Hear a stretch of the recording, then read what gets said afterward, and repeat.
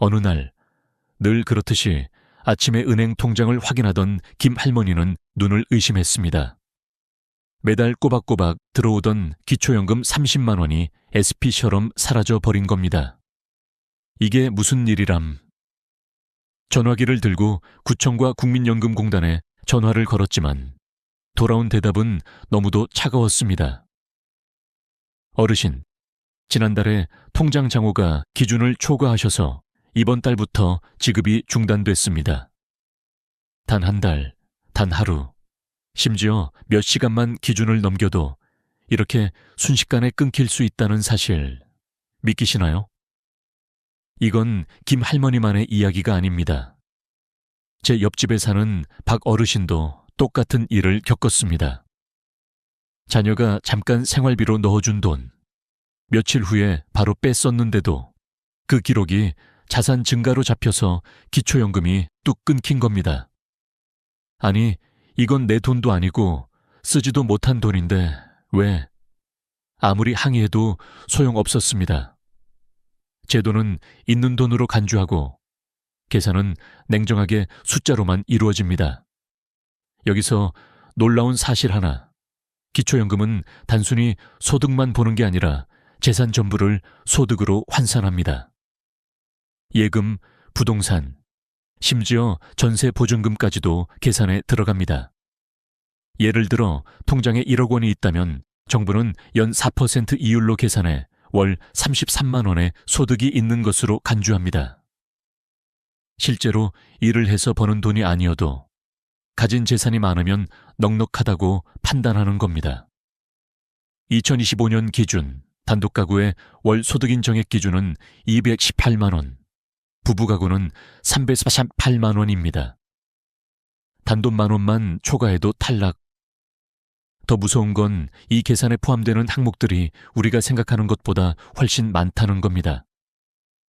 예를 들어 월세 수입이 50만 원 있고 예금이 7천만 원 있다면 두 금액을 소득으로 환산해 합산했을 때 기준을 훌쩍 넘어버릴 수 있습니다. 나는 집도 없고 소득도 없는데 왜 탈락이야? 이렇게 분통 터뜨리는 분들이 많습니다. 이유는 간단합니다. 전세보증금, 자동차, 자녀 명의 재산, 해약한 보험금, 신고 안 한 월세 수입 등 우리가 놓치기 쉬운 요소들이 전부 계산에 들어가기 때문입니다. 심지어 배우자의 소득과 재산까지 합산됩니다. 남편이 직장을 다니거나 아내가 작은 임대 수익이 있어도 가구 전체 소득으로 판단하니 본인만 어렵다고 해도 소용없습니다.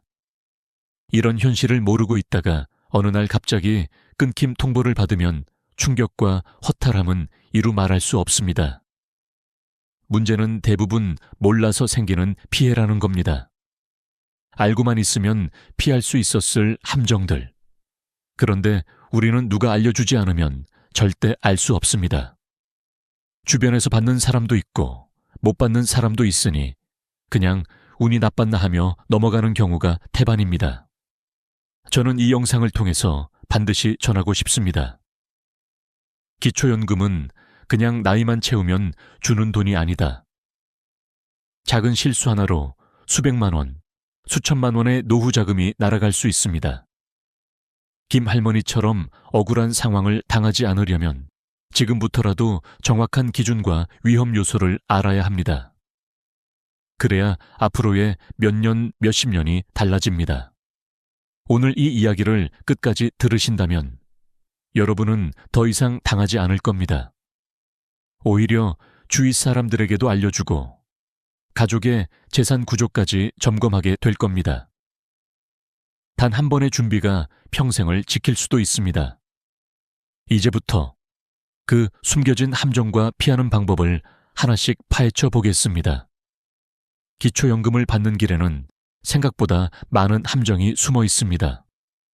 겉으로 보기에는 별것 아닌 것 같아도 그 작은 실수가 바로 탈락 사유가 되는 경우가 많죠. 오늘은 그 중에서도 가장 흔하게 저지르는 9가지 재산 함정을 실제 사례와 함께 풀어드리겠습니다. 이 이야기를 듣고 나면 여러분은 아마 통장 하나 열어보는 습관부터 바꾸게 될 겁니다. 첫 번째 함정은 가족 계좌에 돈을 잠깐 넣는 행동입니다. 우리 아들 통장에 잠깐만 넣어뒀다가 다시 빼면 괜찮겠지 라고 생각하시는 분들 많습니다. 하지만 행정 시스템은 이런 사정을 봐주지 않습니다. 그 입금과 출금 기록은 모두 자산 이동으로 잡히고 심하면 증여로도 볼 수 있습니다. 이게 기초연금 산정 때 그대로 재산으로 계산되니 한 번의 이체가 몇 년치 연금을 날리는 결과가 됩니다. 두 번째 함정은 자녀 명의 적금입니다. 부모가 자녀 이름으로 적금을 넣었다가 나중에 본인이 찾았으면 어떻게 될까요? 국민연금공단은 이 돈이 사실상 부모의 자산이라고 간주합니다. 한 어르신은 손주 이름으로 넣어둔 500만 원 적금을 찾았다가 다음 달부터 연금이 전액 삭감됐습니다. 이유는 단순합니다. 누가 쓰느냐가 더 중요하다는 거죠. 세 번째는 부동산을 시세보다 훨씬 싸게 넘기는 경우입니다. 부모가 자녀에게 시세 1억 원짜리 토지를 5천만 원에 넘기면 나머지 5천만 원은 증여로 보고 세금이 붙습니다. 게다가 기초연금 측에서는 재산을 줄였지만 실질은 그대로라고 판단해 감액 또는 탈락 사유로 잡습니다. 네 번째는 사업자 등록을 유지하는 것입니다. 사업은 안 하는데 그냥 폐업 신고를 안 했을 뿐인데 이런 경우에도 추정소득이 자동으로 계산됩니다. 실제로 아무 소득이 없어도 사업자 등록만 살아있으면 매출이 있는 것으로 간주되는 겁니다. 한 분은 10년 전에 폐업했지만 신고를 안 해서 매달 40만 원 이상의 추정소득이 잡혀 연금이 끊겼습니다. 다섯 번째는 자동차입니다. 자동차는 오래돼도 고가수입차로 분류되면 재산 평가액이 높게 잡힙니다. 특히 2대 이상 보유하면 감점폭이 커집니다. 한 가정은 시골에 세워둔 낡은 승합차 때문에 소득 인정액이 기준을 초과해 탈락했습니다. 여섯 번째 함정은 보험 해약금입니다. 오래 유지하던 저축성 보험을 해약하고 환급금을 받으면 그 돈이 재산으로 계산됩니다. 심지어 수천만 원 단위면 한 번에 소득 인정액을 훌쩍 넘어버립니다. 당장 생활비로 쓰려던 돈이 오히려 연금 탈락을 부르는 독이 되는 겁니다. 일곱 번째는 자녀 명의 통장을 부모가 관리하는 경우입니다. 명의는 자녀지만 부모가 자유롭게 입출금하면 행정에서는 그 돈을 부모 소유로 봅니다. 금액이 크면 조사 대상이 되기 쉽고 연금 산정에 그대로 반영됩니다. 여덟 번째는 신고하지 않은 월세 수입입니다. 신고 안 하면 모를 거야 라고 생각하시나요? 요즘은 국세청 자료와 행정 시스템이 실시간으로 연동됩니다. 신고 누락은 곧바로 적발되고 그 순간부터 연금은 중단됩니다. 아홉 번째는 5년 이내의 재산 정리입니다. 기초연금은 현재 재산뿐 아니라 최근 5년간의 금융거래와 부동산 거래도 전부 조사합니다. 예를 들어 아파트를 팔고 받은 현금을 몇 달 보관했다면 지금 돈이 없어도 그 금액이 그대로 재산으로 잡힙니다. 이 9가지 함정은 하나만 걸려도 연금 수급 자격을 잃게 만듭니다. 문제는 대부분이 몰라서 당한다는 겁니다. 한 번의 부주의가 수백만 원, 심하면 수천만 원의 노후 자금을 날려버릴 수 있습니다. 그래서 저는 이 부분에서 꼭 말씀드리고 싶습니다.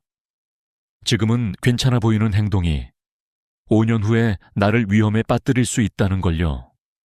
지금 머릿속에 떠오르는 행동이 있다면 바로 멈추고 확인하세요. 다음 단계에서 우리는 이 함정들을 피하는 방법과 안전하게 연금을 지키는 전략을 이야기할 겁니다. 이제 우리는 함정을 피하는 것에서 한 걸음 더 나아가야 합니다. 단순히 실수를 안 하는 것만으로는 부족합니다. 기초연금을 안정적으로 받으려면 재산과 소득을 어떻게 배치하고 관리해야 하는지 전략이 필요합니다. 이 전략은 단기적인 임시방편이 아니라 앞으로 5년, 10년을 내다보는 장기 계획이어야 합니다. 첫 번째 전략은 가구 기준에서 출발합니다. 많은 분들이 나는 집도 없고 소득도 없는데 왜 탈락이지? 라고 묻습니다. 하지만 기초연금은 개인 기준이 아니라 가구 전체의 소득과 재산을 합산해 계산합니다. 남편의 월급, 아내의 임대 수익, 심지어 함께 사는 가족의 재산까지도 평가에 포함됩니다. 즉, 본인만 어렵다고 해서 자동으로 받을 수 있는 구조가 아닌 겁니다. 그래서 반드시 배우자와 함께 소득 재산 상황을 확인하고 기준에 맞게 조정해야 합니다. 두 번째 전략은 금융재산을 5년 전부터 점진적으로 정리하는 것입니다.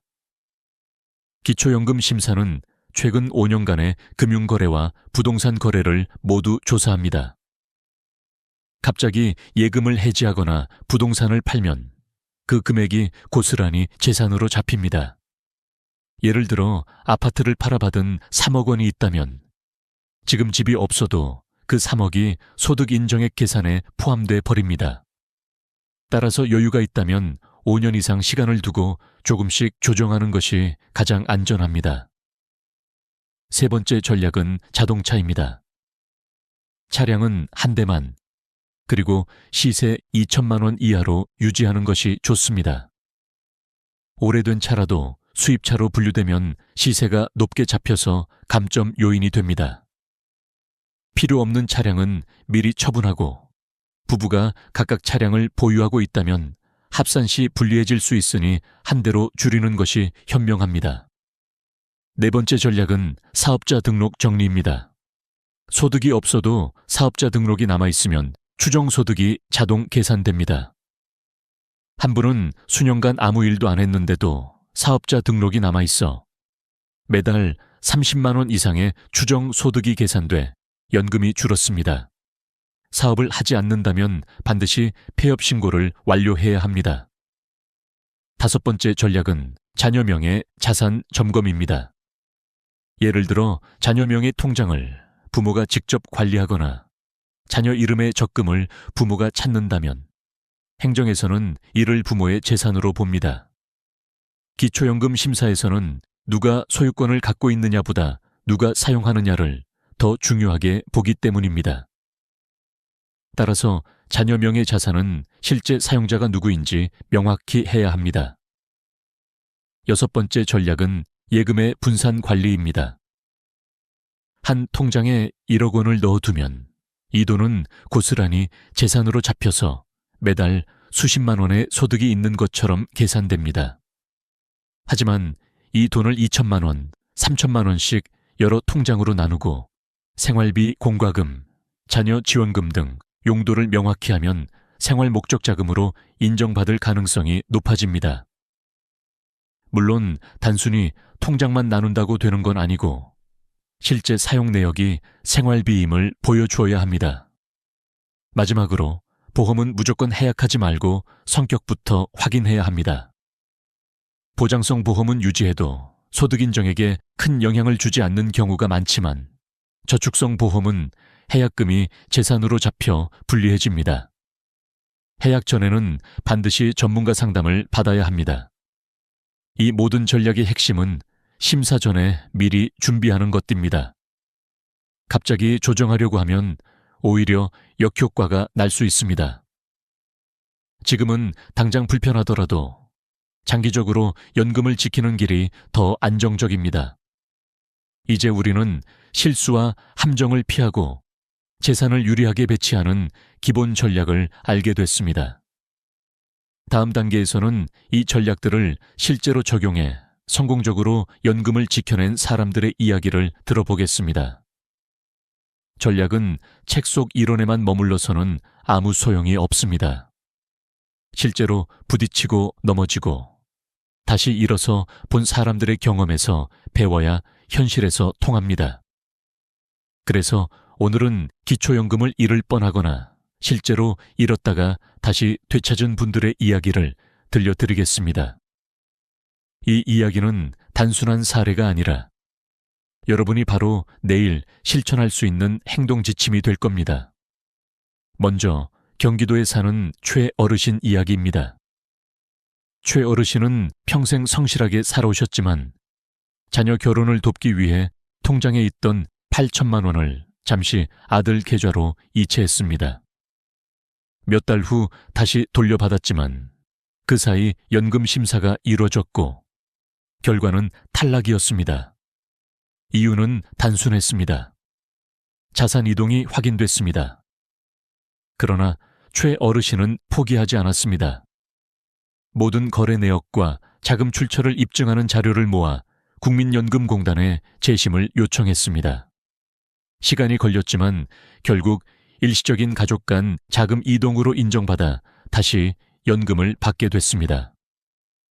이 과정에서 배운 건 명확합니다. 아무리 가족 간 거래라도 증빙 자료를 남겨야 한다는 것입니다. 두 번째는 전남에 사는 김할머니입니다. 오래된 승용차와 경운기를 모두 소유하고 있었는데 심사에서 2대 이상의 차량 보유로 감점이 돼 탈락했습니다. 김할머니는 경운기를 중고로 매각하고 승용차 시세를 정확히 평가받아 저가 차량으로 분류되게 했습니다. 그 결과 소득 인정액이 내려가며 재수급에 성공했습니다. 여기서 중요한 건 불필요한 자산은 정리하고 남길 자산은 가치 평가를 정확히 받는 것입니다. 세 번째는 충청도 박 어르신입니다. 박 어르신은 저축성 보험을 해약해 환급금 3천만 원을 받았습니다. 생활비로 쓰려고 했지만 그 금액이 재산으로 잡혀 연금이 중단됐죠. 그런데 박 어르신은 보험 설계사와 세무사 상담을 통해 환급금 일부를 생활비 계좌로 나누어 입금하고 사용 내역을 명확히 기록했습니다. 1년 후 재심에서 이 돈이 필수 생활비로 인정돼 재수급이 가능해졌습니다. 박 어르신의 말이 아직도 기억납니다. 보험 깨기 전에 꼭 전문가랑 상의하세요. 그 한 번의 상담이 1년치 연금을 지켜줍니다. 네 번째는 서울의 윤 어르신입니다. 전세 보증금 1억 5천만 원으로 살고 있었는데 이 금액이 소득으로 환산돼 탈락 위기에 놓였습니다. 윤 어르신은 보증금 일부를 빼서 월세 40만 원으로 전환했고 월세 지출이 공제 항목으로 반영되며 소득 인정액이 내려갔습니다. 덕분에 기준을 충족하게 되었고 오히려 생활비 구조가 안정적으로 바뀌었습니다. 마지막으로 강원도의 이 어르신은 처음에는 나는 분명 자격이 될 거야 하고 신청조차 안 했습니다. 그러나 지인의 권유로 뒤늦게 신청했고 탈락 사유를 들으며 자산 구조를 점검하기 시작했습니다.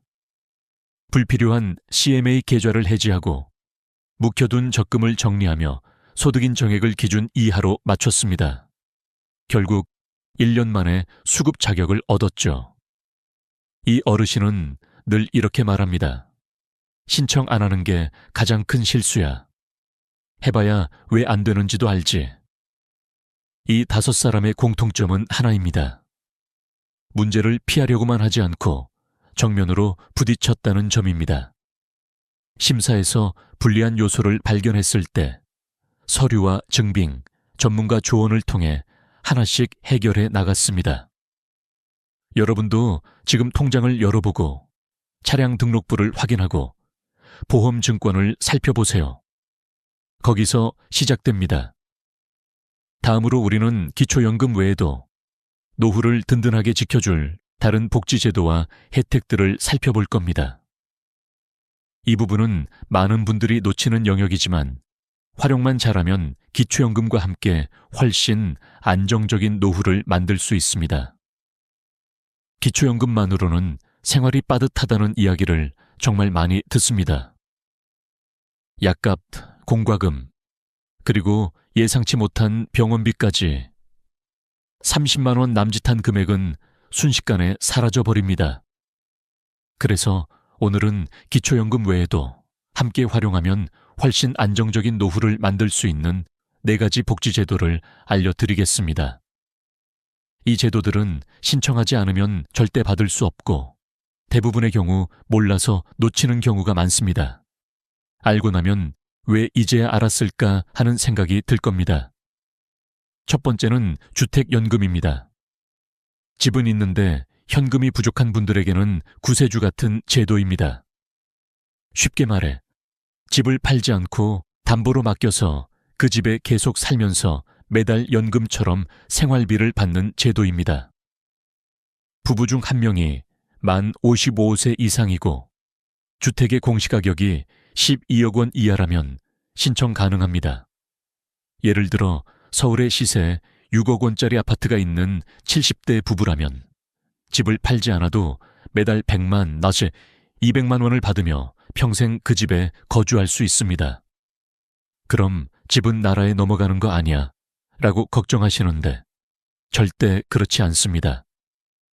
소유권은 여전히 본인에게 있고 부부가 모두 사망한 후에는 자녀가 집을 상속받을 수 있습니다. 그때는 지급된 연금액만 상환하면 됩니다. 가장 큰 장점은 쫓겨나지 않는다는 법적 보장입니다.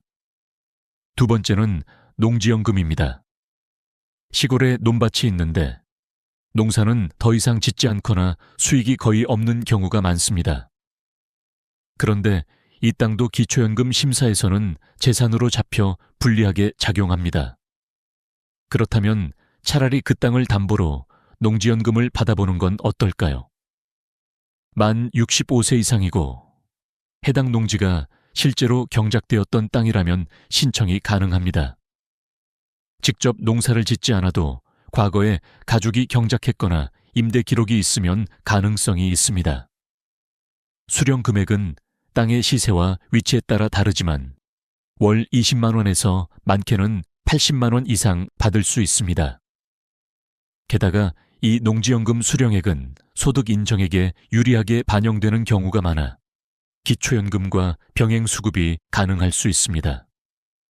세 번째는 노인 일자리 지원 사업입니다. 많은 분들이 나이 때문에 일할 기회를 잃었다고 생각합니다. 하지만 이 제도는 단순히 돈을 버는 것 이상의 의미가 있습니다. 사회와 연결되고 건강을 유지하며 자기 역할을 느낄 수 있게 해주는 프로그램입니다. 만 60세 이상이면 대부분 신청 가능하며 일자리는 매우 다양합니다. 어린이 보호구역에서 교통지도를 하는 일, 복지관 안내 도우미, 초등학교 안전 지킴이, 공원 환경 정비, 취약계층 가정 방문 서비스 등 활동 시간은 하루 230만 원이며 이 금액은 기초연금과 별도로 받을 수 있고 소득으로 간주되지 않아 불이익이 없습니다. 특히 혼자 지내는 분들에게는 사회적 고립을 줄이는 효과가 크고 우울감 개선에도 도움을 줍니다. 네 번째는 기초생활수급자 제도입니다.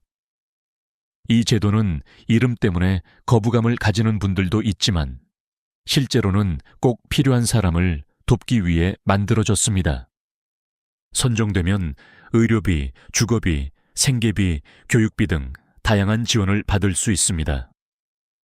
예를 들어 의료급여 1종이면 병원 진료와 약값 부담이 거의 없어집니다. 주거급여는 월세나 전세에 사는 경우 정부가 일정 금액을 보태줍니다. 생계급여는 현금 지원으로 가구 원수와 상황에 따라 월 50만 원 이상 받을 수 있습니다. 교육급여는 손주를 키우는 조부모에게도 적용되는데 중학생은 연간 약 50만 원, 고등학생은 약 130만 원의 지원이 나옵니다. 다만 이 제도는 소득과 재산 기준을 모두 충족해야 하고 부양의무자 기준도 있습니다.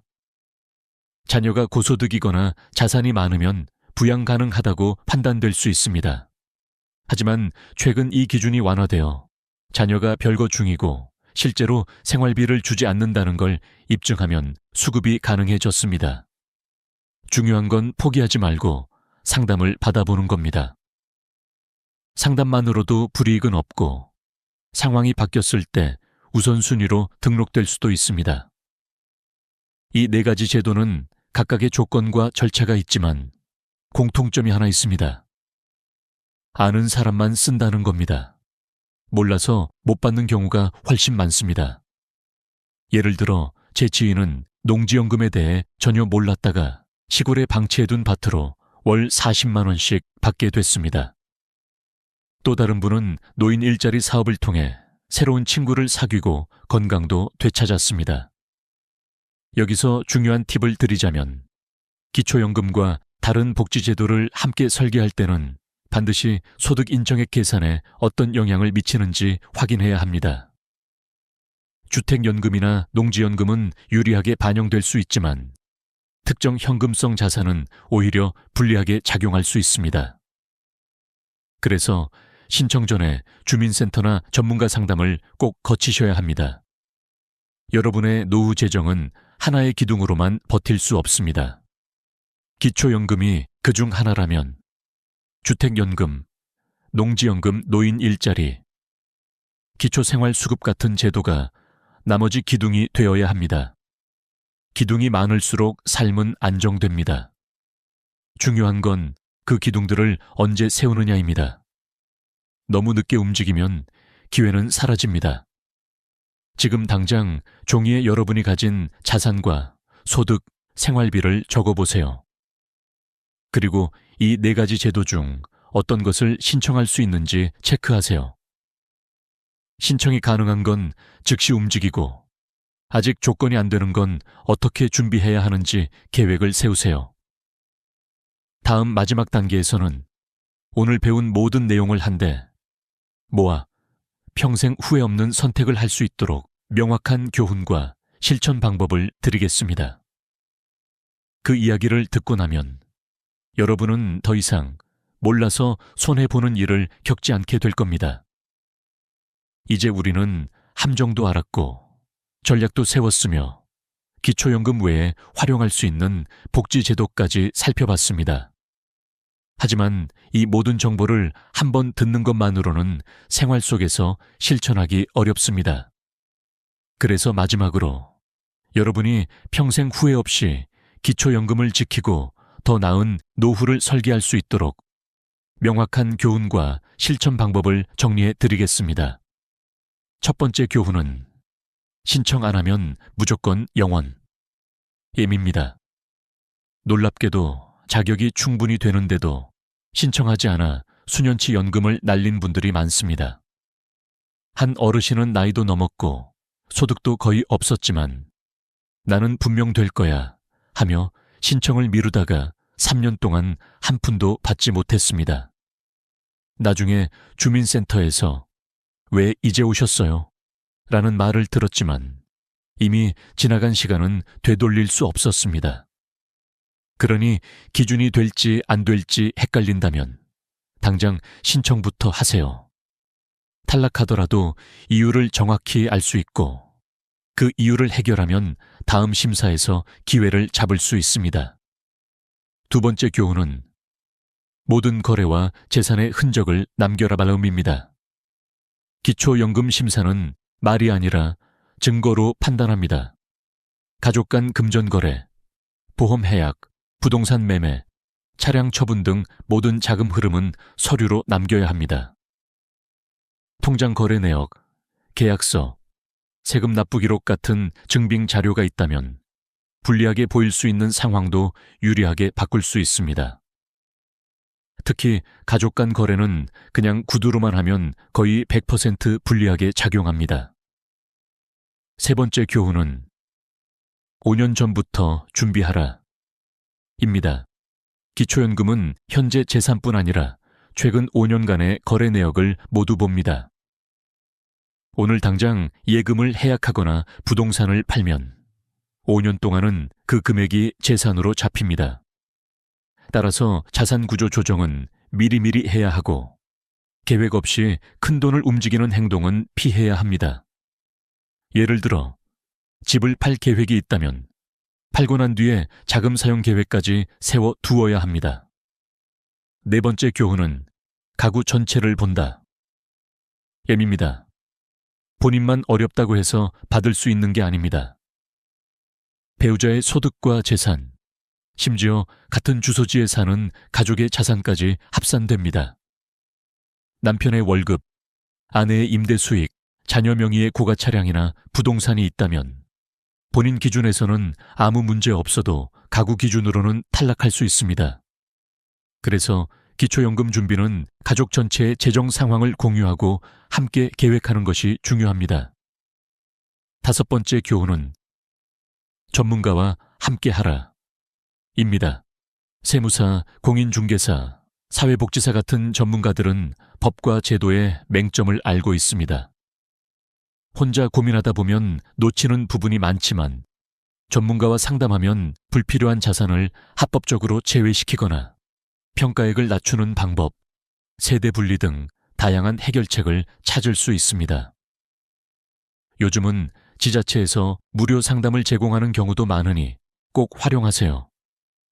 6번째 교훈은 기초연금 하나에만 의존하지 마라 입니다. 앞서 말씀드린 주택연금, 농지연금, 노인 일자리, 기초생활수급 같은 제도들은 기초연금과 병행할 수 있는 경우가 많습니다.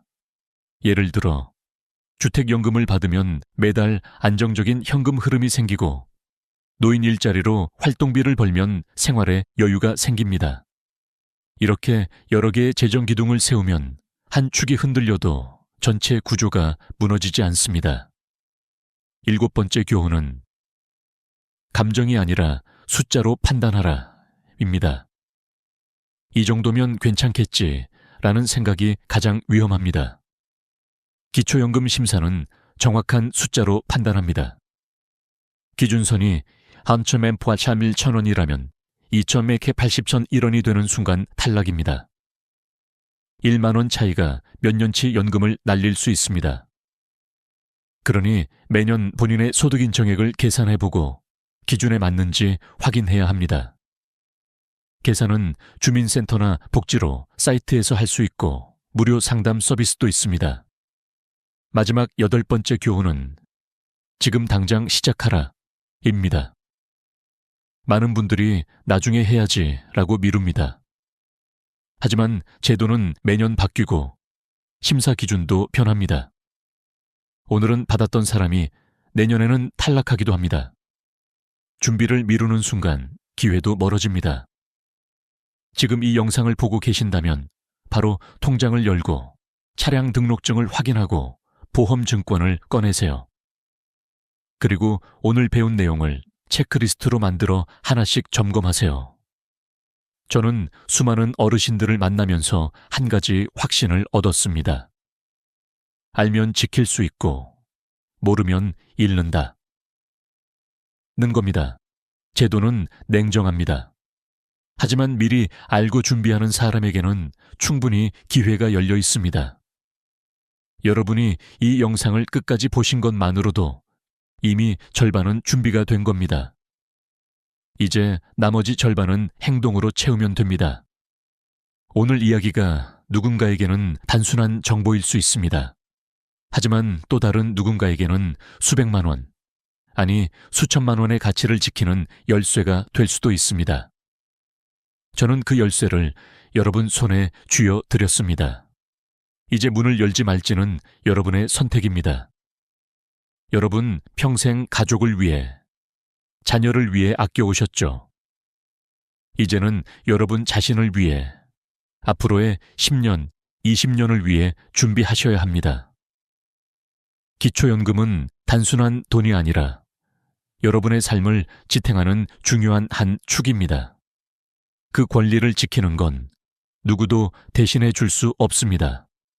끝으로 부탁드립니다. 오늘 들으신 이야기를 혼자만 간직하지 마시고 가족과 친구, 이웃에게도 알려주세요. 특히 나이와 조건이 되는 분들에게는 꼭 공유해 주세요. 여러분의 한마디가 누군가의 노후를 지켜줄 수 있습니다. 그리고 이 채널을 구독하고 좋아요를 눌러주시면 앞으로도 여러분의 삶에 꼭 필요한 정보와 경험을 나누겠습니다. 우리는 서로의 이야기를 듣고 배우며 더 나은 노후를 만들 수 있습니다. 다음에도 여러분의 권리와 행복을 지킬 이야기를 준비하겠습니다. 오늘도 건강하시고 든든한 하루 되시길 바랍니다. 당신이 매일 먹는 밥상이 사실은 수십 년 동안의 건강을 결정한다면 믿으시겠습니까? 저는 한방과 양방을 모두 경험하며 30년 가까이 진료해 온 의사로서 수천 명의 환자들에게서 한 가지 공통점을 발견했습니다. 비싼 약과 영양제를 한 움큼씩 드셔도 정작 매일 먹는 밥상에는 몸을 살리는 보물들이 빠져 있다는 사실이었죠. 특히 50대, 60대, 70대에 접어든 분들일수록 그냥 배만 채우면 된다는 습관이 자리 잡고 있었습니다. 하지만 저는 오늘 그 생각을 완전히 뒤집어 드리겠습니다. 평생 먹어온 평범한 반찬 속에 당신 몸의 시계를 되돌리는 비밀이 숨어 있습니다. 얼마 전 진료실에 한 어르신이 찾아오셨습니다. 원장님, 요즘 밥맛이 없고 힘이 없어요. 영양제도 챙겨 먹는데 왜 이렇게 피곤하죠? 저는 그분의 식단을 꼼꼼히 살펴보았습니다. 놀랍게도 늘 먹는 반찬이 거의 비슷했고 계절에 맞는 재료나 몸 상태에 맞춘 식단 변화가 전혀 없었습니다. 그런데 그 속에 제대로 조리해서 꾸준히 먹으면 약보다 강한 자연의 처방전이 들어 있었습니다. 문제는 그 귀한 재료가 눈앞에 있어도 몰라보고 그냥 지나치는 겁니다. 오늘 저는 당신의 밥상을 건강금고로 바꿔드릴 9가지 반찬 이야기를 시작하려 합니다. 이건 단순히 맛있는 음식 이야기가 아닙니다.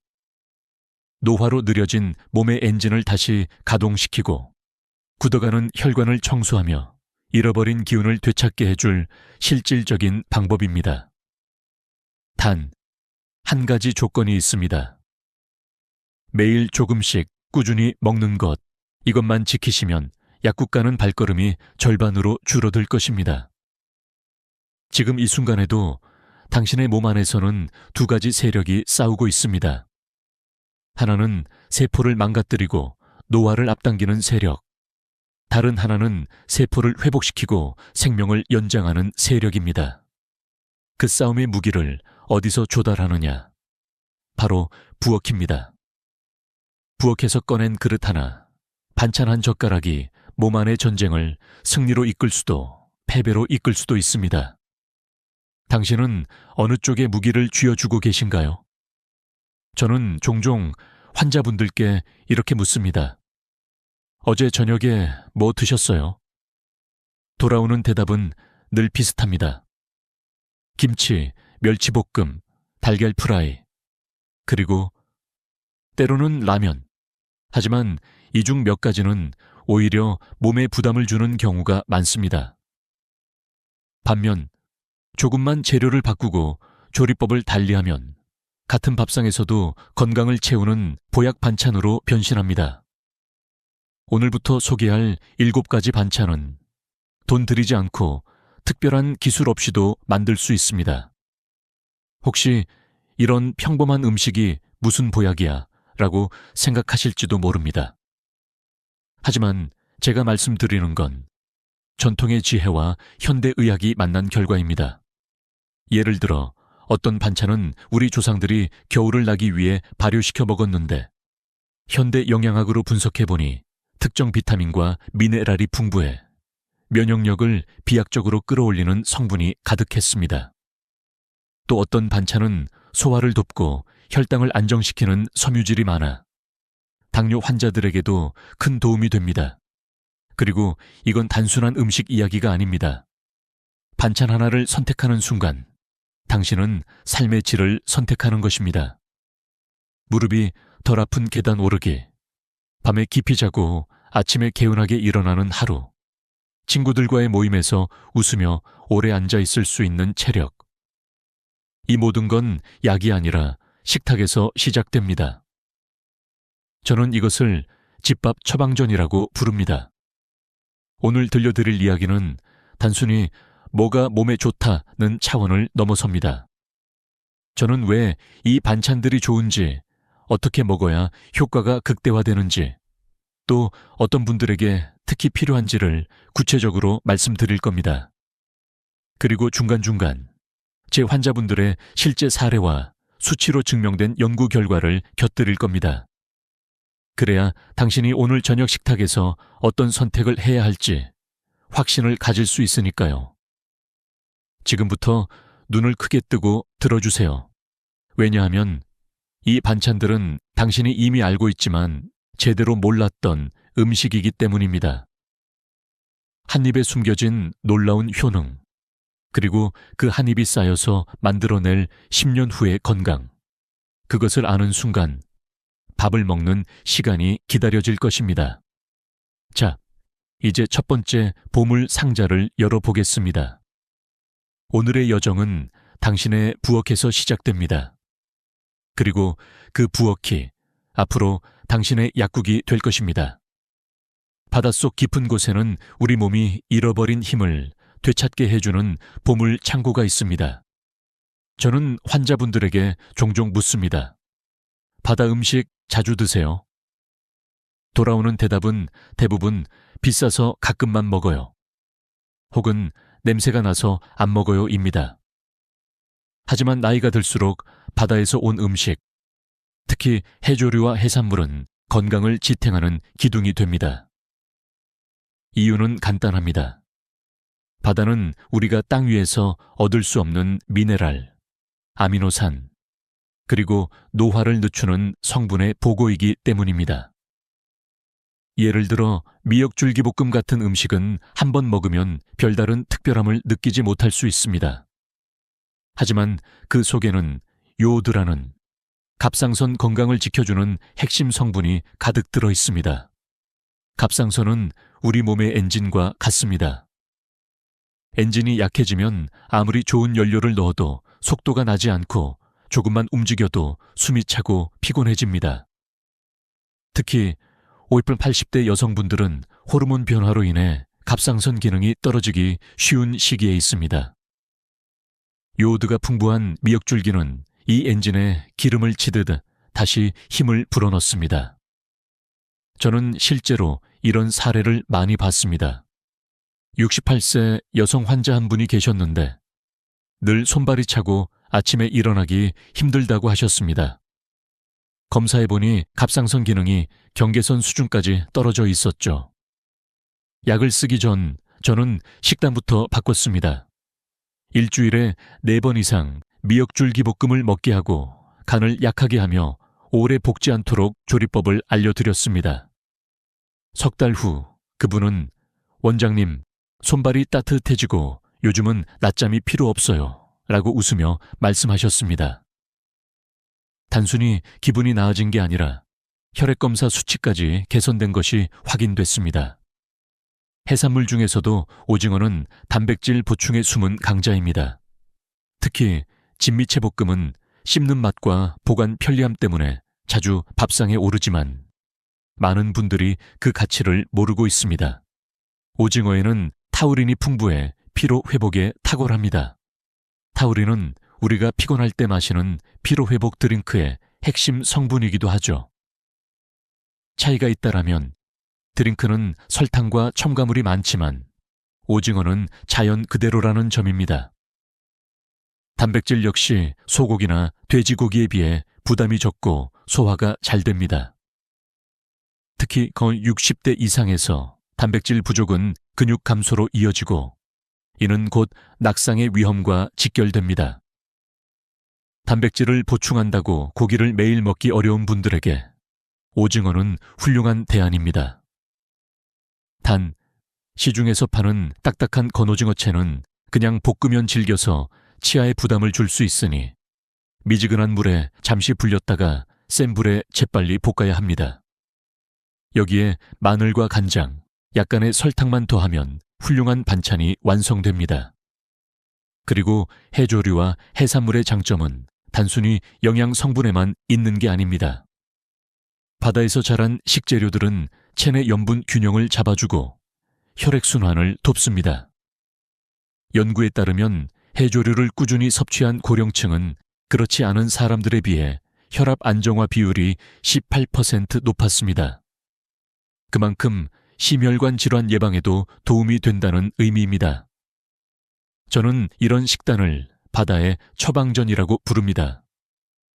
비싼 보양식이나 약재가 아니라 시장에서 손쉽게 구할 수 있는 재료로도 충분히 몸을 회복시킬 수 있다는 뜻이죠. 중요한 건 꾸준함입니다. 일주일에 한 번 먹는 것보다 매일 조금씩 먹는 것이 훨씬 강한 효과를 냅니다. 마치 운동을 한 번에 오래 하는 것보다 매일 조금씩 하는 게 더 좋은 것처럼 말입니다. 혹시 지금 냉장고에 미역줄기나 오징어채가 있나요? 없다면 다음 장보기에 꼭 넣으시길 바랍니다. 해조류 특유의 식감이 입맛을 돋우고 오징어의 담백한 맛이 단백질을 채워줄 겁니다. 그리고 매일 조금씩 먹다 보면 손발이 따뜻해지고 하루를 버티는 힘이 달라집니다. 이것이 바로 바다가 주는 두 번째 보물입니다. 땅속 깊이 뿌리를 내리고 자라는 채소들은 마치 세월을 견뎌온 노인처럼 강인한 생명력을 품고 있습니다. 뿌리 채소가 우리 몸에 주는 힘도 그렇습니다. 표면만 스쳐 지나가는 잎이 채소와 달리 뿌리 채소는 오랜 시간 영양을 응축시켜 놓았죠. 그 중에서도 저는 두 가지를 특히 추천합니다. 바로 우엉과 감자입니다.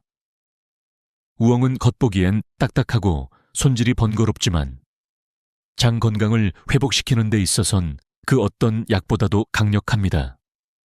섬유질 함량이 높아 변비를 완화하고 장내 노폐물을 쓸어내며 장내 유익균의 먹이가 되어 장 환경을 개선합니다. 실제 연구에서 60대 이상 변비 환자 그룹이 3주간 매일 우엉조림 50글 섭취했을 때 장통과 시간이 평균 20% 단축되고 복부 팽만감이 현저히 줄어들었다는 결과가 있습니다. 저는 예전에 장 문제로 고생하던 72세 남성 환자분을 기억합니다. 약을 써도 그때뿐이고 다시 불편감이 돌아오곤 했죠. 그런데 식단에 우엉조림을 넣고 나서는 상황이 완전히 달라졌습니다. 아침마다 시원하게 화장실을 다녀오고 하루 종일 속이 편안해졌다고 하셨습니다. 원장님, 이제는 밖에서도 마음 놓고 약속을 잡을 수 있어요. 라는 말씀을 들었을 때 음식의 힘이 얼마나 위대한지 다시금 느꼈습니다. 그리고 감자. 많은 분들이 감자를 살찌는 음식으로 오해하지만 사실 감자는 혈관 건강에 은밀한 수호자입니다. 칼륨이 풍부해 나트륨을 배출시키고 혈압을 안정화하는 데 도움을 줍니다. 특히 50대 이후 혈관의 탄력이 떨어지고 조금만 짠 음식을 먹어도 혈압이 오르는 분들에게 감자는 필수적인 식재료입니다. 혈관이 막히면 심장과 뇌 모두 위험해집니다. 그런데 약으로만 혈관을 관리하려다 보면 부작용과 의존성이 생길 수 있습니다. 감자는 그 대안을 제공합니다. 실제로 한 연구에서는 고혈압 전 단계 환자들이 4주간 매일 감자조림을 섭취했을 때 수축기 혈압이 평균 2ml/m며 낮아졌고 이는 심장질환 위험을 10% 이상 줄이는 효과로 이어졌습니다. 조리법 역시 중요합니다. 감자를 너무 오래 삶으면 영양소가 빠져나가고 푸석해져 먹기 힘듭니다. 겉은 단단하고 속은 부드러운 알맞은 식감을 유지해야 하죠. 간은 강하게 하지 않고 감자 자체의 단맛을 살려야 혈관 청소 효과가 극대화됩니다. 저는 환자분들에게 간장 설탕 줄이고 대신 참기름 향으로 맛을 완성하세요 라고 조언합니다. 또한 뿌리 채소의 장점은 저장성이 뛰어나고 계절에 크게 구애받지 않는다는 점입니다. 우엉과 감자를 번갈아 밥상에 올리면 장 건강과 혈관 건강을 동시에 관리할 수 있습니다. 더 놀라운 건 이런 식단 변화가 전신 컨디션까지 바꾼다는 겁니다. 변이 잘 나오면 피부가 맑아지고 혈압이 안정되면 두통과 어지럼증이 줄어듭니다. 저는 이런 변화를 속에서부터 건강해지는 과정이라고 부릅니다. 몸은 절대 거짓말을 하지 않습니다. 속이 편안하고 혈관이 깨끗해지면 걸음걸이와 표정까지 달라집니다. 나이가 들어도 활기찬 이유, 그건 거창한 비밀이 아니라 뿌리채소 한 젓가락에서 시작될 수 있습니다. 오늘 저녁, 당신의 식탁에 우엉이나 감자가 없다면 그것이 바로 변화를 시작할 신호일지도 모릅니다. 혈관은 우리 몸의 도로입니다. 이 도로가 막히면 그 피해는 순식간에 심장과 뇌로 번집니다. 그런데 나이가 들수록 이 도로는 점점 좁아지고 노폐물이 쌓이며 작은 충격에도 쉽게 손상됩니다. 저는 진료실에서 종종 환자분들에게 이렇게 말합니다. 혈관이 깨끗해야 몸 구석구석까지 산소와 영양이 잘 배달됩니다. 그런데 대부분은 그 중요성을 알면서도 실생활에서 어떻게 관리해야 하는지 잘 모릅니다. 여기서 제가 권하는 건 약병이 아니라 밥상 위의 변화입니다. 감자조림은 이미 앞서 말씀드린 대로 혈관을 청소하는 천연 도구입니다. 하지만 여기에 덧붙여 말씀드릴 게 있습니다.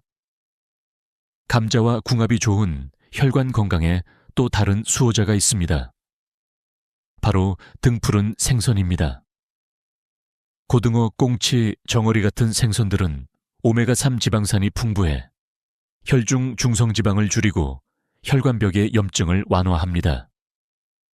실제로 일본 나가사키 의대 연구팀이 60세 이상 노인을 대상으로 6개월간 등푸른 생선을 주 3회 이상 섭취하게 했더니 혈관 탄성지수가 평균 20% 향상되고 LDL 콜레스테롤 수치가 의미 있게 감소했다고 보고했습니다. 물론 매번 생선을 구워 먹기는 번거로울 수 있습니다. 하지만 조림이나 찜 혹은 통조림을 활용해도 충분한 효과를 얻을 수 있습니다. 저는 한 74세 남성 환자분을 기억합니다. 늘 발이 차고 오래 걸으면 종아리가 뻐근하다고 호소하셨죠.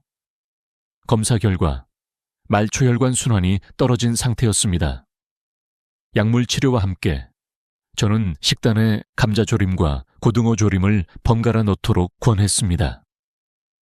석 달 뒤 그는 예전보다 발끝이 따뜻하고 걸음 속도가 빨라졌어요 라고 말했습니다. 혈관 건강에는 나트륨 조절도 필수입니다. 짠 음식을 줄이는 것만으로도 혈압이 안정되고 혈관에 가해지는 압력이 완화됩니다. 하지만 한국인의 식탁에서 짠맛을 완전히 없애긴 쉽지 않죠. 그래서 저는 희석의 법칙을 씁니다. 간이 센 젓갈이나 장아찌를 먹을 때는 꼭 무염 반찬이나 채소와 함께 먹는 겁니다. 이렇게 하면 맛은 살리고 나트륨 부담은 줄일 수 있습니다. 또한 혈관 건강을 위해선 식이섬유가 필수입니다. 섬유질은 장에서 콜레스테롤과 담즙산을 흡착해 몸 밖으로 배출합니다. 우엉, 고구마, 감자 같은 식재료는 이 역할을 탁월하게 해내죠. 여기에 녹황색 채소를 곁들이면 항산화 효과까지 더해져 혈관벽의 노화를 늦출 수 있습니다. 저는 환자분들에게 늘 이렇게 말합니다. 혈관은 나이가 아니라 관리 습관에 따라 나이를 먹습니다. 같은 70세라도 혈관 나이가 50대인 분들이 있습니다. 그 비밀은 비싼 보조제가 아니라 매일 밥상에서 혈관을 위한 선택을 했다는 데 있습니다. 혹시 지금 발이 자주 차갑고 계단을 오를 때 숨이 차고 손끝이 쉽게 저린다면 그건 혈관이 보내는 경고 신호일 수 있습니다. 이때 필요한 건 큰 수술도 고가의 치료제도 아닙니다. 오늘 저녁 식탁에 감자조림과 등푸른 생선을 올리는 것, 이 단순한 선택이 당신 혈관의 운명을 바꿀 수 있습니다. 그리고 그 변화는 생각보다 훨씬 빨리 찾아올 것입니다. 나이가 들수록 우리 몸에서 가장 조용히, 그러나 꾸준히 약해지는 부위가 있습니다. 바로 뼈입니다. 뼈는 하루아침에 부러지지 않습니다. 하지만 60대 이후부터는 조금씩 밀도가 낮아지고 미세한 균열이 생기며 어느 날 아주 작은 충격에도 뚝 하고 부러질 수 있는 상태가 됩니다. 그래서 저는 환자분들에게 늘 이렇게 말합니다. 뼈 건강은 지금부터 준비해야 합니다. 아프기 시작하면 늦습니다. 우리 조상들은 냉장고도 칼슘 보충제도 없던 시절에 어떻게 겨울철 뼈 건강을 지켰을까요? 그 해답 중 하나가 바로 무말랭이입니다. 햇물을 채 썰어 말리면 수분이 빠지면서 칼슘, 칼륨, 철분 같은 미네랄이 몇 배로 농축됩니다. 게다가 씹는 동안 턱 근육과 잇몸이 단련되고 침 분비가 늘어나 소화도 잘 됩니다. 저는 67세 여성 환자분을 기억합니다. 무릎이 자주 시큰거리고 계단을 오르면 허벅지까지 뻐근하다고 하셨죠. 골밀도 검사를 해보니 경계 단계의 골다공증이었습니다. 약 처방도 했지만 식단에도 변화를 주었습니다. 무말랭이 무침을 일주일에 3, 4번 먹도록 하고 간은 최대한 약하게 참기름과 마늘로 풍미를 살렸습니다. 6개월 후 재검에서 골밀도가 소폭 상승했고 무엇보다 계단 오를 때 무릎 통증이 눈에 띄게 줄었습니다. 뼈 건강은 칼슘만으로 해결되지 않습니다. 칼슘이 뼈에 잘 붙도록 돕는 비타민 D, 마그네슘, 단백질까지 함께 섭취해야 합니다. 그래서 저는 무말랭이를 단독으로 먹기보다 두부나 멸치 혹은 들깨가루와 함께 무치는 것을 추천합니다. 이렇게 하면 칼슘 흡수율이 훨씬 높아집니다. 뼈를 단단하게 만드는 습관은 식단뿐만이 아닙니다. 체중 부하 운동, 햇볕 쬐기, 과도한 카페인과 알코올 섭취 줄이기 역시 필수입니다. 그러나 첫걸음은 항상 식탁에서 시작됩니다. 하루 한 젓가락의 무말랭이가 뼈를 철벽처럼 지켜줄 수 있다면 그건 약국에서 파는 칼슘제보다 훨씬 지속 가능하고 부작용 없는 방법입니다. 무말랭이의 또 다른 장점은 장기 보관이 가능하다는 점입니다. 한번 만들어 놓으면 오랫동안 두고 먹을 수 있으니 준비의 수고로움이 크지 않습니다. 무엇보다도 그 오독오독한 식감이 식사 시간을 즐겁게 만들어줍니다. 70대의 한 어르신은 이렇게 말씀하셨습니다. 예전엔 뼈가 약해지는 건 어쩔 수 없는 노화라고 생각했는데 이제는 무말랭이 덕분에 뼈가 안 무너진다는 확신이 생겼어요. 혹시 요즘 조금만 걸어도 다리가 묵직하거나 계단을 오를 때 무릎이 시큰거린다면 그건 몸이 이제부터 뼈를 챙겨달라는 신호일 수 있습니다. 이 신호를 무시하면 몇 년 뒤에는 그 대가를 크게 치르게 됩니다. 하지만 오늘부터 무말랭이를 식탁에 올린다면 당신의 뼈는 지금보다 훨씬 더 단단해질 것입니다. 그리고 그 변화는 넘어졌을 때 부러지지 않는 순간에, 계단을 오를 때 숨이 덜 차는 순간에 분명히 느껴질 겁니다. 면역력은 우리가 늙어가면서 가장 먼저 무너지는 방어선입니다. 예전엔 감기 한번 걸리지 않던 사람이 환절기만 되면 목이 붓고 작은 상처가 한참 동안 아물지 않고 입안에 염증이 자주 생기는 걸 경험합니다. 면역이 약해졌다는 건 단순히 몸이 피곤하다는 뜻이 아니라 외부로부터의 공격에 대응하는 힘이 줄어들었다는 신호입니다. 저는 이때 가장 먼저 약국으로 달려가는 대신 부엌으로 향하라고 조언합니다. 그 부엌에서 찾을 수 있는 강력한 무기가 바로 깨십 장아찌입니다.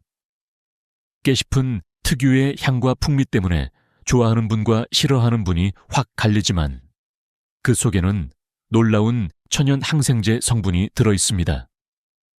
페릴라케톤과 로즈마린산 같은 성분이 세균과 바이러스의 활동을 억제하고 염증 반응을 완화합니다.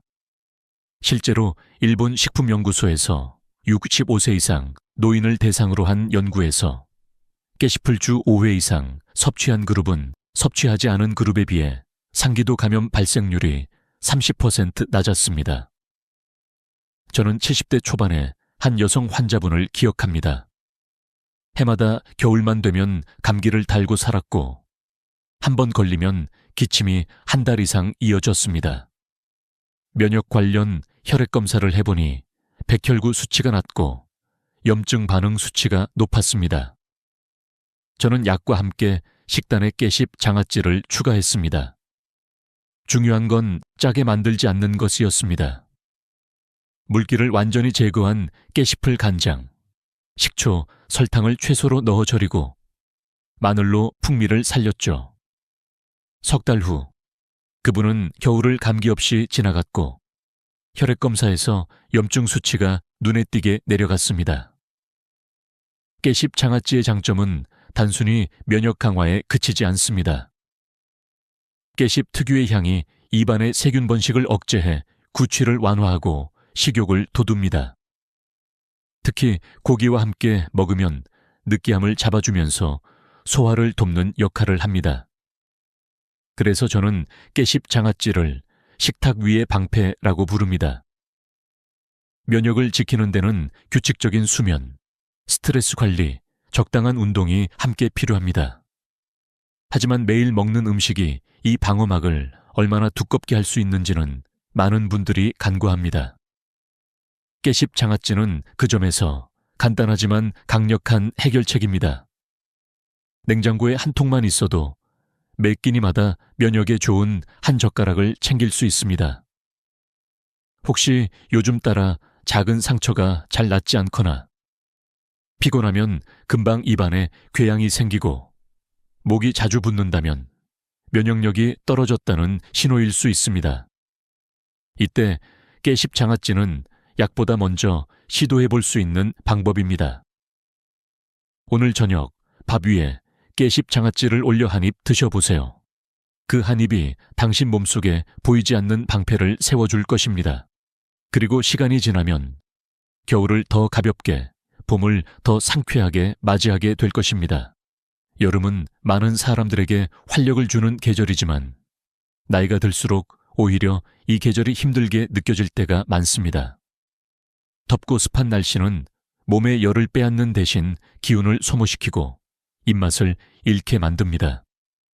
특히 50대 후반 이후부터는 천 조절 기능이 떨어져 여름철 식욕 부진이 더 심해집니다. 저는 이런 분들에게 항상 한 가지 음식을 추천합니다. 바로 오이소박이입니다. 오이소박이는 단순히 시원하고 아삭한 여름 반찬이 아닙니다.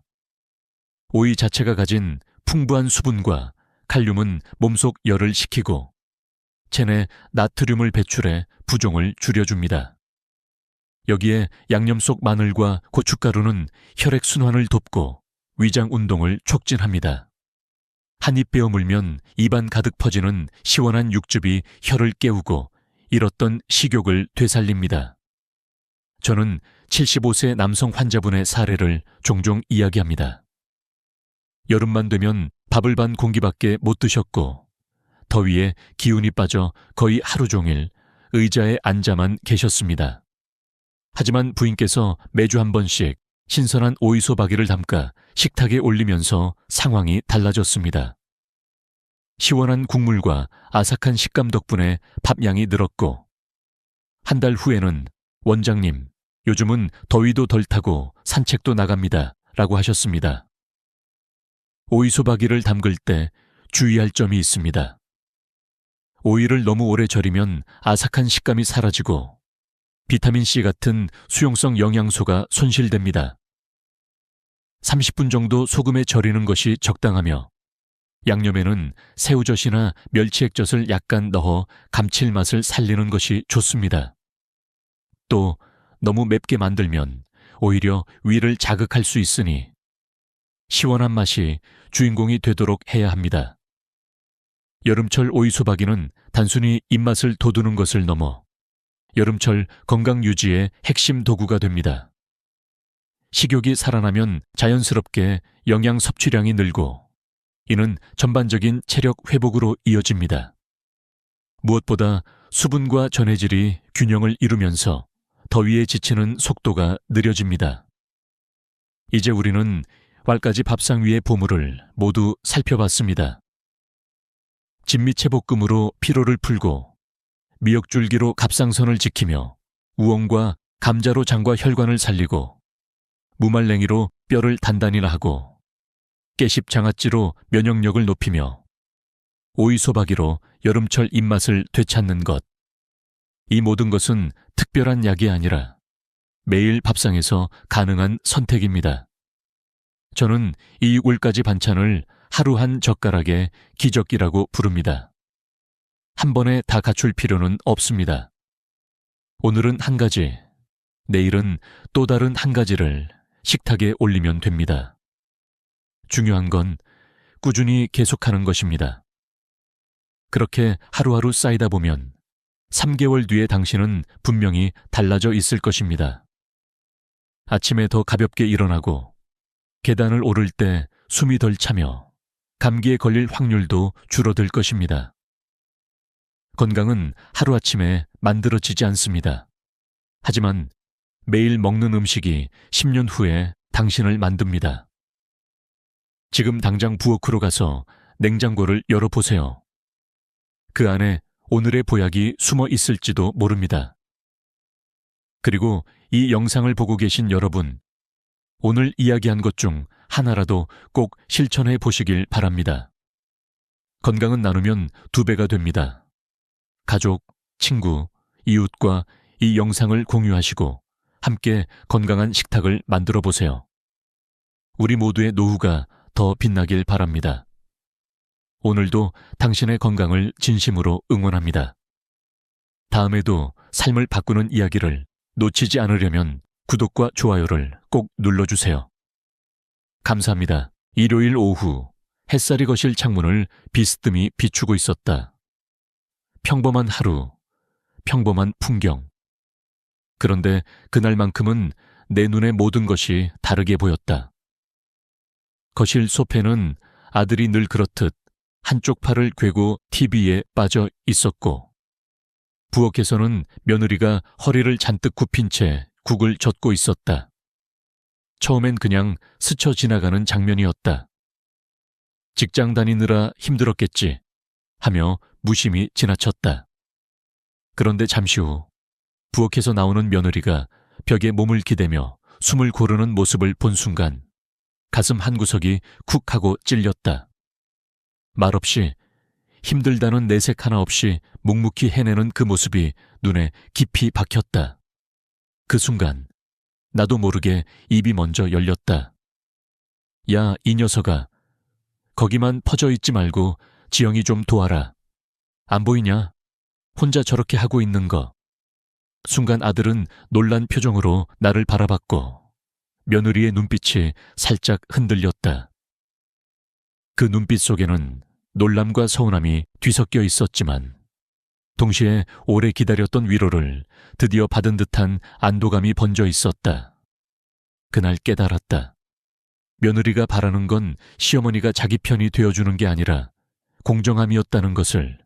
나는 그동안 내 아들 편을 드는 게 부모의 당연한 도리라 믿었지만 그 믿음이 오히려 며느리와 나 사이의 벽을 높이고 있었던 거다.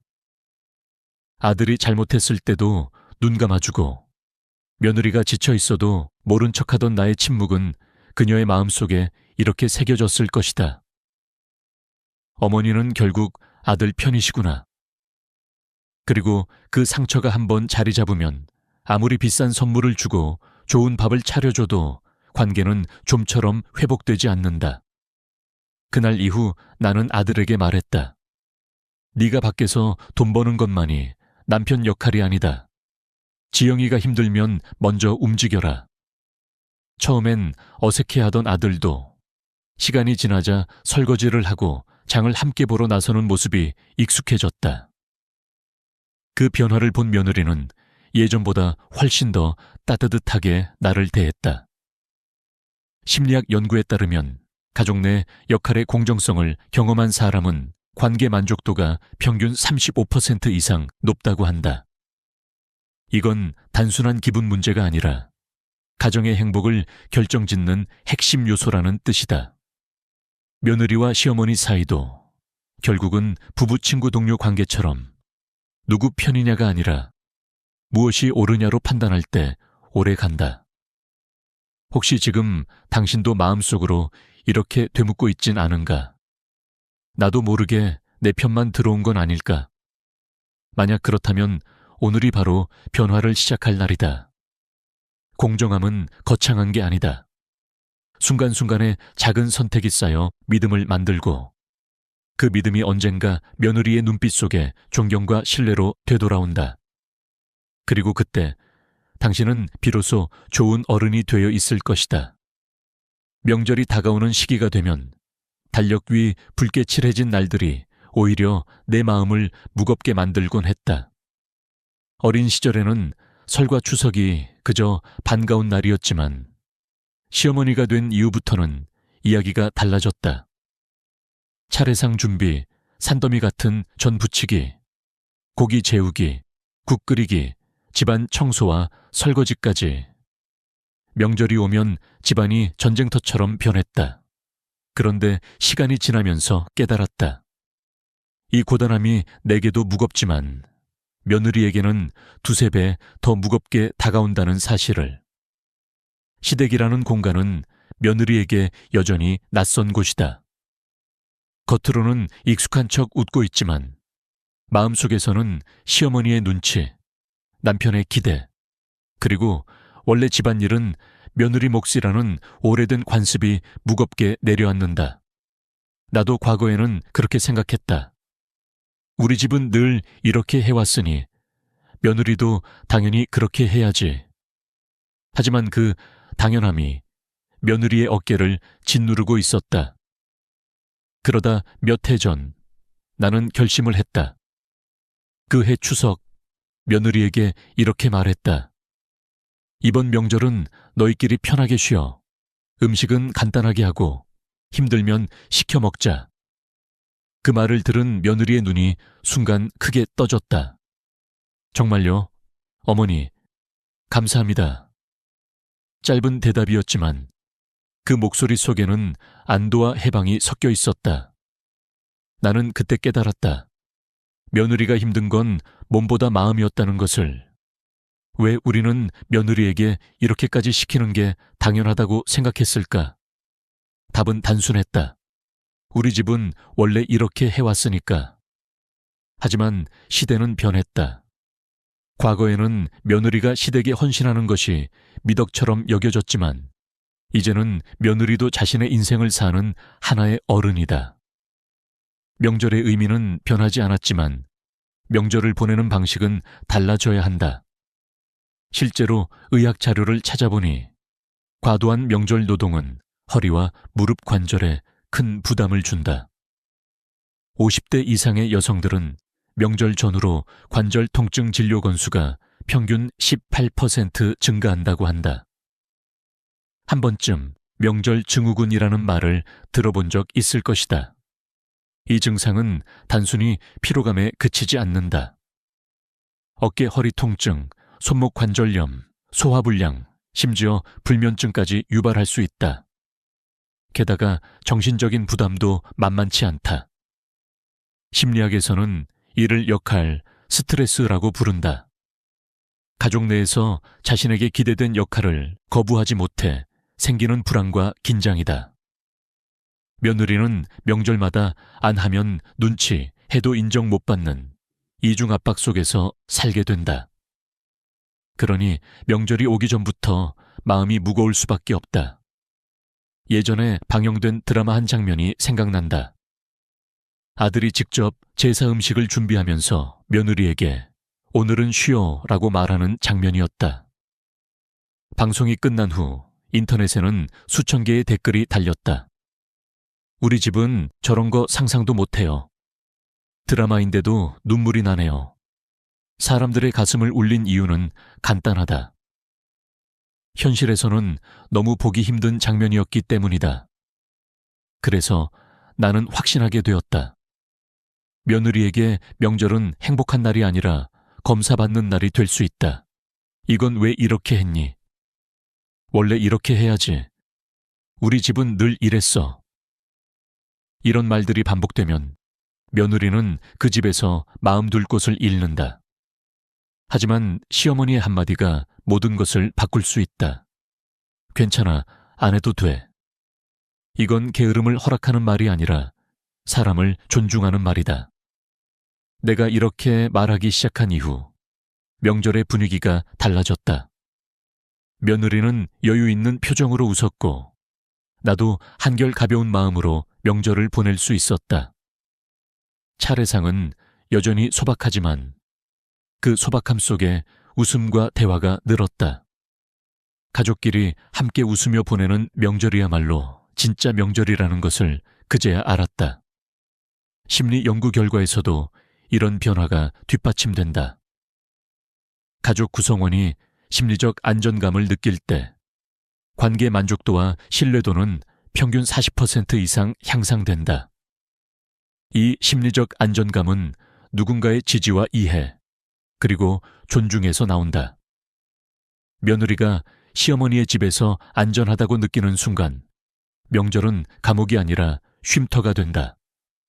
물론 이런 변화를 만드는 건 쉽지 않다. 오랜 세월 굳어진 습관을 바꾸려면 용기가 필요하다.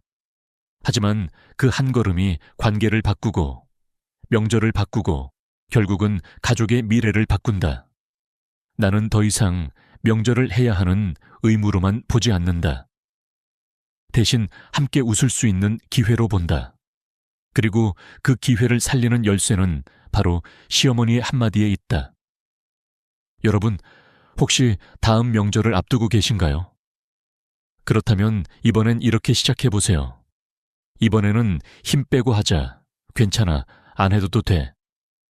이 짧은 말이 며느리의 어깨에서 얼마나 큰 짐을 내려놓게 할지 아마 직접 보게 되실 겁니다. 그리고 그 순간 당신도 알게 될 것입니다. 명절을 바꾸는 건 전통의 크기가 아니라 마음의 크기라는 것을. 며느리와 오래 지내다 보면 의도치 않게 서로를 비교하게 되는 순간이 있다. 나도 예외는 아니었다. 첫째 며느리는 정리정돈이 잘 되어 있고 말투도 공손하며 살림도 깔끔하다. 트러블이 거의 없고 언제나 조심스럽게 나를 대했다. 이런 며느리면 어디 가서 욕먹을 일 없겠다 싶었다. 그런데 언젠가 함께 밥을 먹던 중 그녀가 내 눈치를 살피며 젓가락을 드는 모습을 보았다. 순간 가슴이 철렁했다. 내가 저렇게까지 조심하게 만든 건가? 그건 내가 원한 관계가 아니었다. 반면 둘째 며느리는 정반대였다. 자기 스타일이 뚜렷하고 집안일도 자기 방식대로 했다. 자유롭고 솔직해서 처음엔 속이 부글부글 끓을 때도 많았다. 왜 이렇게 자기 멋대로야? 우리 집 며느리면 기본은 맞춰야 하는 거 아니야. 그렇게 마음속으로 불만을 쌓던 어느 날 둘째가 조심스럽게 말했다. 어머니, 제가 방식이 좀 달라서 혹시 불편하셨다면 죄송해요. 그 순간 심장이 쿵 내려앉았다. 불편하게 만든 건 나인데 사과를 하는 건 며느리였다. 그제야 깨달았다. 문제는 며느리들이 아니라 내가 만들어 놓은 틀이었다는 것을. 첫째는 맞추느라 힘들고 둘째는 안 맞춰서 내가 힘든 건 결국 우리 집 며느리는 이렇게 해야 한다는 고정관념 때문이었다. 독일 철학자 칸트는 말했다. 인간은 수단이 아니라 목적 그 자체로 대우받아야 한다. 며느리를 우리 집 방식에 맞춰야 하는 사람으로 보면 그 순간부터 관계는 사람이 아니라 시스템이 된다. 반대로 그 사람의 삶과 개성을 인정하는 순간 관계가 비로소 시작된다. 그 이후 나는 입버릇처럼 이렇게 말했다. 아, 넌 그렇게 하는구나. 재미있다. 그렇게 해도 괜찮네. 결과가 좋구나. 이런 말을 들은 며느리들의 눈빛은 확 달라졌다.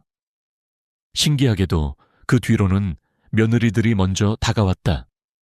어머니, 이거 어때요? 이번에 제가 해본 건데 같이 해보실래요?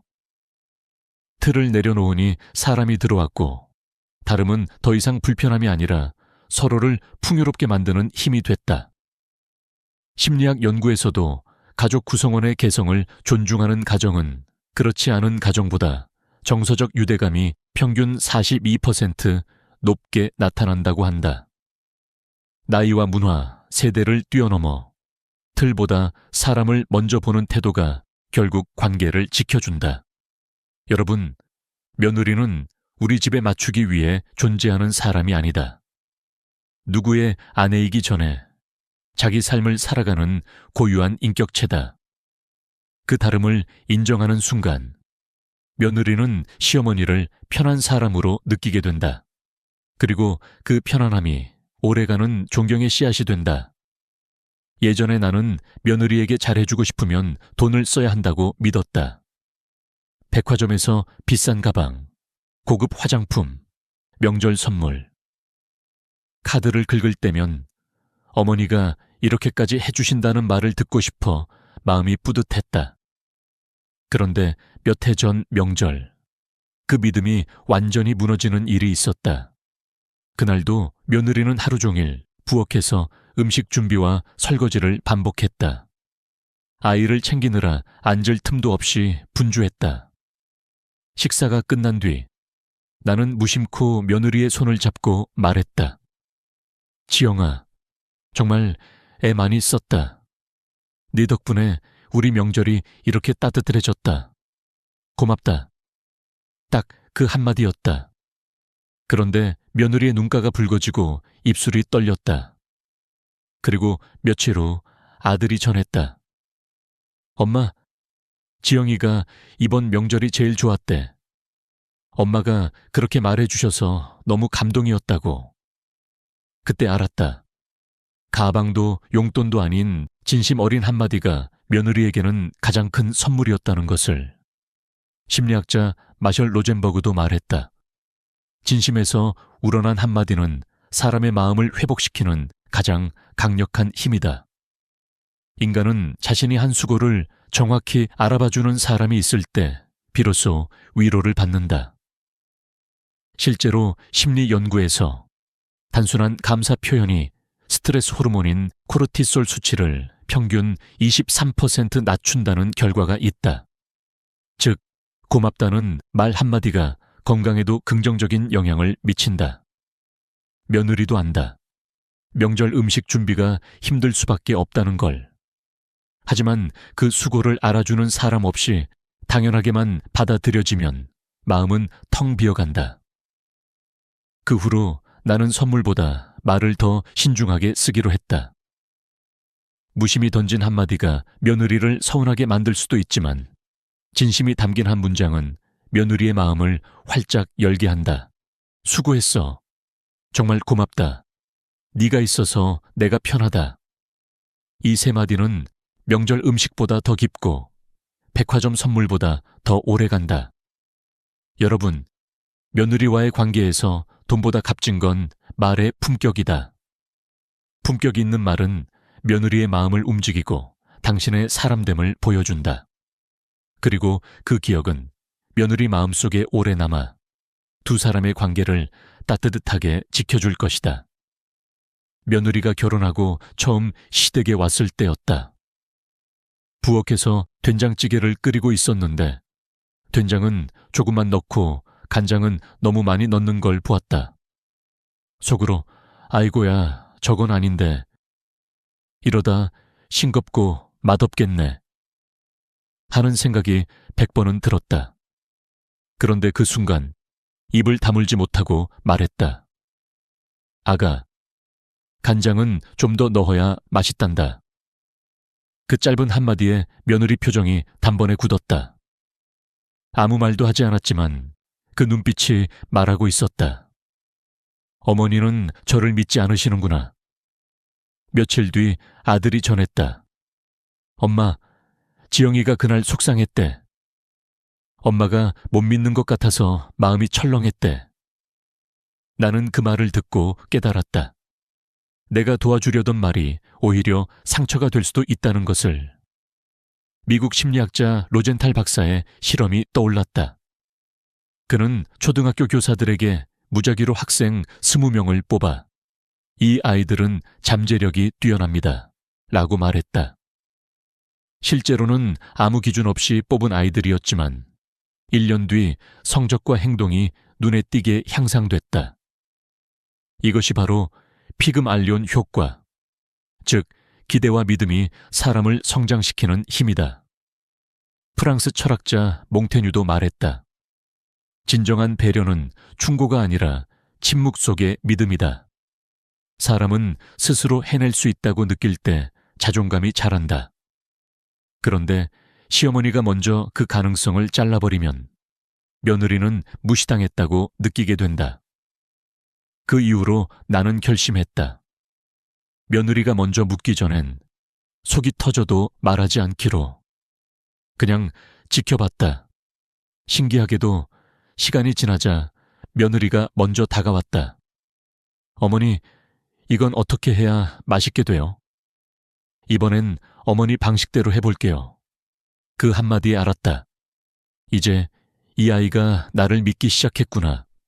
그리고 나도 이 아이를 믿어야겠구나.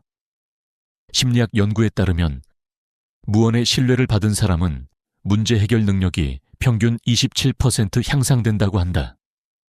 믿음은 단순히 관계를 부드럽게 하는 것뿐 아니라 사람을 성장시키는 자양분이 된다. 여러분, 며느리를 돕고 싶으시다면 먼저 필요한 건 조언이 아니라 믿음이다. 넌 잘할 수 있어. 라는 시선, 말이 아닌 침묵으로 전해주는 지혜. 그게 바로 진짜 어른이자 좋은 시어머니의 시작이다. 살다 보면 우리가 어느 순간 참 묘한 세대의 한가운데 서 있다는 걸 절실히 느끼게 된다. 부모님 세대에게는 끝까지 효도해야 한다는 도리를 지키느라 몸과 마음이 지쳤고, 자식 세대에게는 고맙다는 말 한마디조차 조심스럽게 요구해야 하는 세대. 사람들은 이런 우리를 두고 부모를 부양한 마지막 세대이자 자식에게 부양받지 못하는 첫 번째 세대라고 부른다. 이 말이 참 서글프지만 그래서 더 현실적이다. 나 역시 그 정의에서 벗어나지 못한다. 그 사실을 인정하면서 나는 스스로에게 이렇게 말하게 되었다. 이제는 나 자신을 조금 더 귀하게 대해야 한다. 오랫동안 나는 시어머니니까 참아야지, 어른이니까 내가 먼저 이해해야지 라는 마음으로 살아왔다. 갈등이 있어도 삼키고 서운함이 있어도 덮었다. 그렇게 하면 관계가 편안해질 줄 알았다. 그런데 시간이 흐르니 깨달았다. 억눌린 감정은 사라지지 않고 마음 한구석에서 서서히 곪아간다는 것을. 겉으로는 평화로운 듯 보이지만 속에서는 작은 불씨가 타오르고 있었던 거다. 며느리와의 관계를 돌아봤다. 내가 얼마나 잘해줬느냐보다 서로를 얼마나 사람답게 봐줬느냐가 훨씬 중요했다. 선물을 하고 명절에 큰 상을 차려주는 것도 좋다. 하지만 그것이 관계를 지켜주는 핵심은 아니었다. 돈보다 말 한마디, 간섭보다 믿음 한 줌, 습관처럼 나오는 잔소리보다 고맙다는 따뜻한 말 한 줄이 오히려 훨씬 깊이 마음에 남았다. 가정학 연구에서도 비슷한 결과가 나왔다. 고령 부모와 자녀 이며느리 관계에서 존중 기반의 상호작용을 지속적으로 경험한 경우 5년 후에도 정서적 만족도가 70% 이상 유지되었다. 반대로 물질적 지원만 있고 존중이 결여된 관계는 2년 만에 만족도가 절반 이하로 떨어졌다. 결국 중요한 건 무엇을 주었느냐가 아니라 어떤 마음으로 대했느냐였다. 그런 의미에서 나는 내 인생 후반전을 이렇게 살아가고 싶다. 누구의 엄마나 누구의 시어머니라는 타이틀이 아니라 그냥 한 사람의 좋은 어른으로 기억되는 것.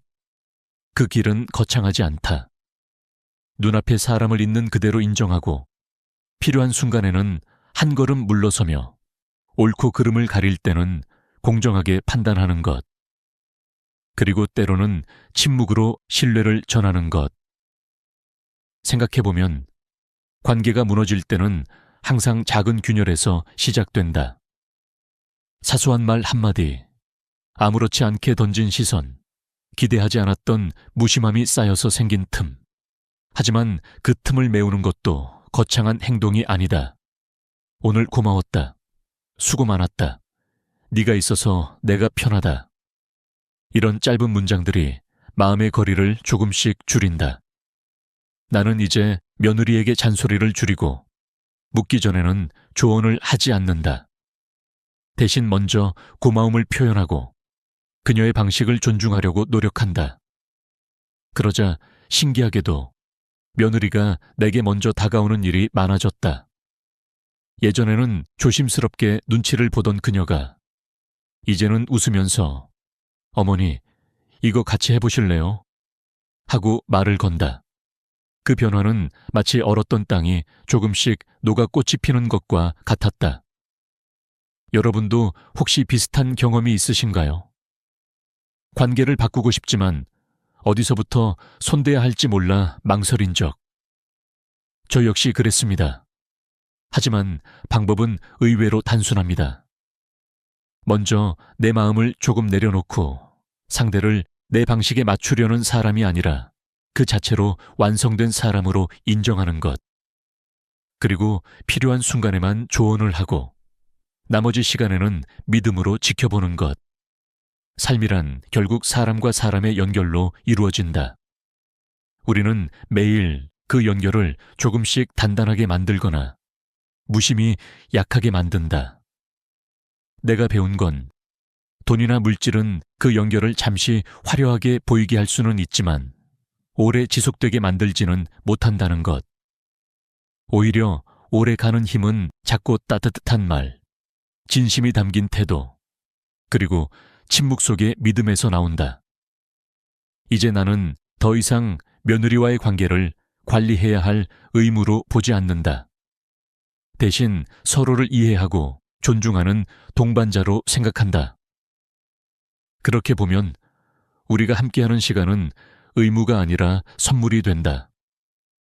나의 작은 변화가 그녀를 웃게 하고 그녀의 작은 배려가 나를 편안하게 만든다. 이 선순환이 계속된다면 우리는 단순한 가족을 넘어 서로에게 힘이 되는 인생 친구가 될 수 있다. 여러분, 오늘 제 이야기를 들으면서 어떤 생각이 드셨나요? 혹시 마음속에 나도 그렇게 해보고 싶다는 작은 불씨가 생겼다면 그 불씨를 꺼뜨리지 마세요.